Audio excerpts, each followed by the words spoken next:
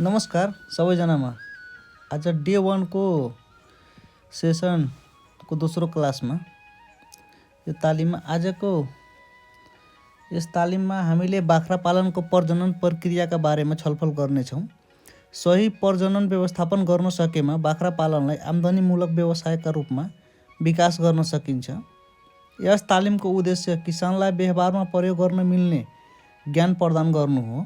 यस तालिमका मुख्य उद्देश्यहरू: पहिलो नम्बरमा बाख्रामा प्रजनन किन महत्त्वपूर्ण छ भन्ने कुरा बुझ्नु हो। त्यस्तै दोस्रोमा हाड नाता प्रजननका नकारात्मक असरहरू हुँदा के हुन्छ। तेस्रो वर्णसङ्कर प्रजननका फाइदाहरू बुझ्नु हो। र चौथो नम्बरमा कृषकले दैनिक व्यवहारमा अपनाउन सक्ने व्यवहारिक उपायहरू सिकाउनु यो तालिमको उद्देश्य हो। हाड नाता प्रजनन भन्नाले एउटै परिवारभित्रका बाख्रा बाख्रीबीच गरिने प्रजननलाई जनाउँछ। जस्तैमा आमा छोरा, दाजु बहिनी, नाता पर्ने बीचको प्रजननलाई हाड नाता प्रजनन भएको बुझिन्छ। धेरैजसो बाख्रामा आफ्नै बथानमा जन्मिएको पाठापाठीमा लामो समयसम्म या त बोका जन्मियो, राम्रो जातको रहेछ भने त्यसैलाई राखेर्नुहुन्छ अनि त्यही प्रयोग गर्दा यस्तो समस्याहरू देखिन्छ। हाड नाता प्रजननबाट जन्मिएका पाठापाठी प्राय कमजोर हुन्छ, तिनीहरूको वृद्धि दर कम हुन्छ र रोग लाग्ने सम्भावना एकदम बढी हुन्छ। दुध र मासु उत्पादन सोचेअनुसार हुँदैन। कतिपय अवस्थामा पाठापाठी मरेको जन्मिने वा अपाङ्ग हुने अवस्थामा पनि देखिएको हुन्छ। हाड नाता प्रजननले बाख्राको उत्पादन लागत बढाउँछ र आम्दानी घटाउँछ। यसको औषधि उपचार पनि एकदम अत्याधिक खर्च हुन्छ। यसले दीर्घकालीन रूपमा बाख्रा पालनलाई घाटाको व्यवसाय बनाउँछ र बाख्रा पालन व्यवसाय नै छोड्नेसम्म बाध्य बनाउँछ। त्यसैले एउटै बोका धेरै वर्षसम्म प्रयोग गर्नु हुँदैन।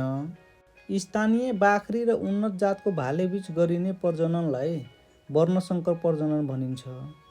जस्तैमा बोयर, जमुनापारी, बारबेरी जस्ता उन्नत जातका भाले बोका प्रयोग गर्दा उत्पादन क्षमतामा एकदम सुधार आउँछ र यसले स्थानीय बाख्राको गुणस्तरमा सुधार गर्न मद्दत गर्दछ। वर्णसङ्कर प्रजननबाट जन्मिएका पाठापाठी छिटो बढ्छ, मासु उत्पादन अत्याधिक वृद्धि हुन्छ र रोग प्रतिरोधात्मक क्षमता पनि राम्रो हुन्छ। बजारमा राम्रो मूल्यमा पाइने भएकाले किसानको आम्दानी पनि बढ्छ। राम्रो प्रजननका लागि कृषकले केही मुख्य कुराहरू अपनाउँदा आवश्यक छ। 2 देखि 3 वर्षमा भाले बोका परिवर्तन गर्नुपर्छ। समूह वा सहकारी मार्फत भाले बोका साझा गर्न सकिन्छ। जस्तैमा यो टोलमा यो वर्ष बोका छ भने त्यो अल्लो टोलको पल्लो टोलको बाख्रा साटासाट गर्नुपर्छ र आफ्नै बथान या खोरमा जन्मिएको भाले बोका पुनः प्रयोग गर्नु हुँदैन। राम्रो भाले छनौट गर्नु अत्यन्तै महत्त्वपूर्ण हुन्छ। भाले सक्रिय, बलियो र रोगरहित हुनुपर्छ।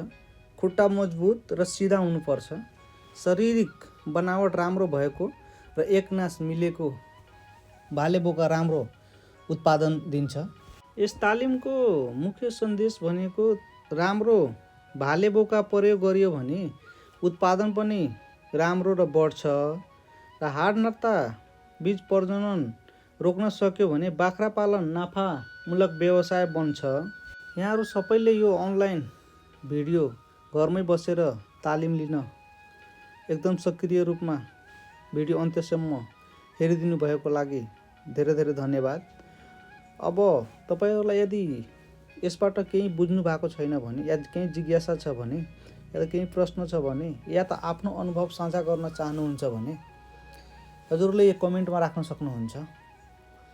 भिडियो लाइक, कमेन्ट र च्यानललाई सब्सक्राइब गर्नुहोला। यस्तै अन्य भिडियो आउँदा तपाईँको मोबाइलमा सबभन्दा पहिलो प्राप्त होस्। यही भन्दै आजको यो सेसनको तालिम अन्त्य गर्छु। छिट्टै नै तेस्रो सेसनको भिडियो लिएर आउँछु। हस्, धन्यवाद, नमस्कार सबैजनामा। जय पशु, जय कृषि, जय नेपाल।